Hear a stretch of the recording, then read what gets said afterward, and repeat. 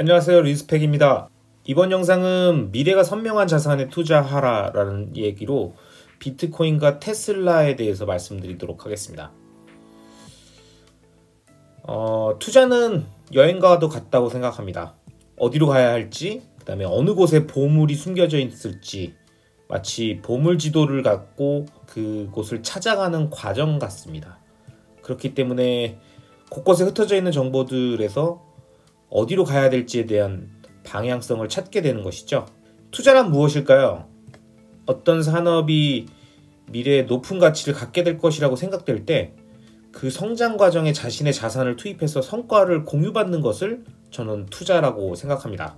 즉, 돈이 될 만한 곳에 내 돈을 함께 넣어서 같이 돈을 벌 수 있게끔 기회를 확보하는 것이죠. 고로 새로운 산업의 태동이나 성장기에는 큰 투자의 기회들을 경험할 수 있습니다. 저는 자율주행 모빌리티와 로봇으로 가는 AI 성장 중심의 테슬라라는 기업이 핵심 기업이라고 생각을 하고 있습니다.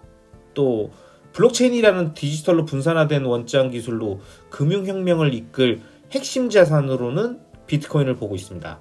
그래서 테슬라와 비트코인을 제 금융 포트폴리오에 반반씩 담아놓고 있고요.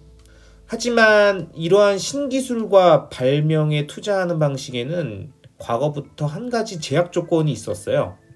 그것이 뭐냐면 바로 그 기술 자체에만 오롯이 투자할 수 있는 방법이 없었다는 점입니다. 이게 무슨 얘기일까요? 기술에만 오롯이 투자할 수 있는 방법이 없다? 오롯이 투자한다는 건 무슨 의미일까? 좀 설명을 드려보겠습니다. 만약 전기가 처음 발명됐을 때 또는 자동차가 처음 발명됐을 때 인터넷이 처음 발명됐던 초기에 우리가 살고 있었다면 지금은 우리가 모두 알고 있는 에디슨, 포드, 구글, 아마존 같은 그 산업 분야의 성장의 핵심 기업이었던 그 기업들을 발굴하고 그 기업에 정확하게 투자할 수 있었을까요? 이건 생각보다 굉장히 어려운 일이라고 생각합니다. 그리고 지금도 그렇고 앞으로도 그럴 것입니다. 어떤 기업이 살아남고 어떤 기업이 죽을지 어떻게 알겠어요? 이건 굉장히 어려운 일이죠. 그렇기 때문에 누가 최종 승자가 될지 신기술 도입 초기에는 알 수가 없습니다. 이게 투자에서 굉장히 어려운 부분이에요. 근데 저는 이런 생각을 해봤습니다. 만약 새로운 신기술이 나타날 때 그 해당 기술에만 투자할 수 있는 방법이 있었다면 어땠을까? 그러니까 예를 들면 오직 전기라는 기술, 인터넷이라는 기술 자체에만 투자할 수 있어서 그 기술을 이용하는 사람, 그 다음에 어떤 기업이 1위가 되던 망하던 2위가 1위를 역전했다가 다시 3위로 내려갔다 망하던 말던 그런 거 갖고 전혀 상관없이 그냥 그 기술 자체가 확장되고 사용자가 많아지면 투자 수익이 올라가는 구조로 설계된 금융상품이 있다 라고 예를 들어보는 거죠. 생각을 해보는 겁니다. 그러니까 적합한 예일지 모르지만 그냥 ETF라고 하는 것들이 특정 자산을 금융화한 거라고 볼 수 있으니까 예를 들어서 전기 ETF, 그 다음에 인터넷 ETF라는 게 있다 라고 한다면, 그리고 있었다면 전기가 만들어진 초기에 전기 ETF에 투자를 하고 인터넷이 만들어진 초기에 인터넷 ETF에 투자를 하면 그 ETF 자체에 포함되어 있는 그 해당 산업의 기업들이 전부 다 들어가 있기 때문에 어떤 기업이 망하던 흥하던 그것과 상관없이 그 산업 자체가 커지면 그 ETF의 수익률이 좋아진다 라고 생각을 해보자는 거죠. 만약에 그런 것에 투자를 했었다면 생각만 해도 인생 최고의 투자였을 것 같습니다. 그런데 제가 굉장히 많은 부연 설명을 앞에서 해야만 했듯 당연히 아쉽게도 그런 투자 방법은 없었습니다. 그렇기 때문에 우리는 이 보물 지도를 펴놓고 그냥 어디가 될지 모르지만 어디론가 나가면 무조건 돈이 벌려 라는 개념이 아니라 정확하게 어디로 가야 돼, 그리고 어떤 배의 선장을 잘 골라서 그 선장과 함께 가야 돼 라고 하는 굉장히 어려운 선택의 기로에 꼭 투자가 놓여 있었던 것이죠. 그래서 우리는 후추를 찾아 대항해를 떠나는 여러 배들에 분산 투자를 하듯 특정 기업과 사람을 판단하고 그에 투자할 수밖에 없었습니다. 그래서 모든 결과 역시 사람과 기업의 역량에 따라서 갈렸죠. 그래서 아이러니하게도 이러한 특징들 때문에 늘 성공한 기업가와 영웅이 등장하고 위대한 기업이 탄생했습니다. 하지만 제가 생각할 때 블록체인이라는 신기술은 앞서 등장했었던 전기나 인터넷과는 조금 다른 성격이 있는 것 같습니다. 그것이 무엇이냐면 바로 비트코인이라는 존재 때문이죠.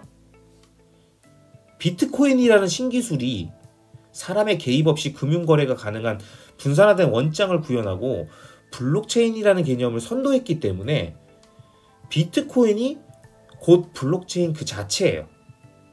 블록체인이 따로 비트코인이 따로가 아니라 그냥 비트코인이 블록체인이에요.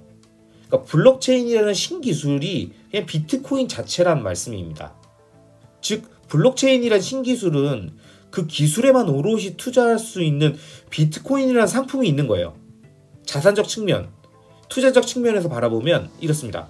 즉 기술이자 소유할 수 있는 상품이며 생산품이자 소비품인 희한한 존재가 바로 비트코인인 것입니다. 그래서 전 투자자이기에 투자적 관점으로 바라봤을 때 앞선 논리로 블록체인이 만들 금융혁명기의 최고의 투자 자산을 찾는다면 블록체인 그 자체인 비트코인이라는 대상이 최고라는 결론을 어렵지 않게 내릴 수 있었습니다. 그냥 블록체인이라고 하는 신기술이 앞으로 크게 확장될 거라면 그 산업 발달의 최고 수혜주는 비트코인이라는 거죠. 이 결론은 되게 어렵지 않게 내릴 수 있죠. 그렇기 때문에 비트코인은 기업과 개인도 다 필요 없고 그냥 그 기술에만 집중되어 있어요. 과연 이렇게 발전할 수 있는 산업 영역이나 기술 분야가 몇 개나 될까요? 너무나도 선명한 투자 대상이 보이는 시장이고 이곳에선 과도하게 굳이 과거 방식으로 블록체인을 이용한 기업과 사람을 찾아서 투자하지 않아도 돼요. 투자하기가 너무 쉽단 말씀입니다. 물론 그럼에도 불구하고 사람들은 과거의 방식으로 우리들을 이끌어줄 또 누군가를 찾고 기대려 할 거예요. 그게 사실 사회적 동물인 인간의 습성이니까요. 그 기술 자체만 투자를 난 모르겠. 난 누구 좀 믿을 만한 사람이 있었으면 좋겠는데. 좀 대기업이 이 산업을 좀 이끌어야 되는 거 아니야? 이런 식으로 생각하는 거죠. 이게 좀 과거의 방식입니다. 꼭 우리가 신뢰할 수 있는 특정 개인이나 단체나 국가를 찾으려고 하는 것.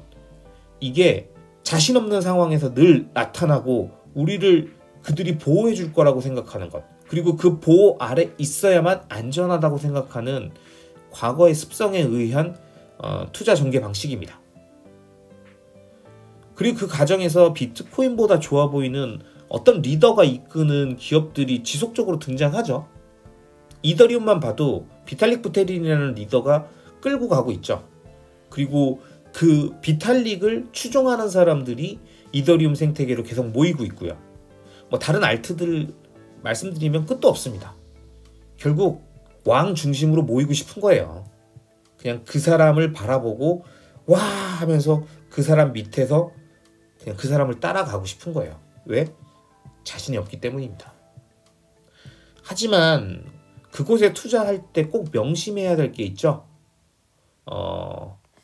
현재 그 투자 대상이 인터넷 초창기의 구글인지 아니면 야후인지 그것도 끊임없이 상대 비교를 해가면서 분석하고 또 의심해야 됩니다.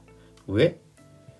우리가 어떤 그들이 추종하고 있는 리더가 이끌고 있는 그 기업이나 코인이 지금의 경쟁력을 계속 유지할 수 있을지 없을지에 대해서는 계속 끊임없는 도전들 그리고 새로운 경쟁자 그 다음에 그 산업에 큰 변화들이 생겨날 수 있기 때문이에요.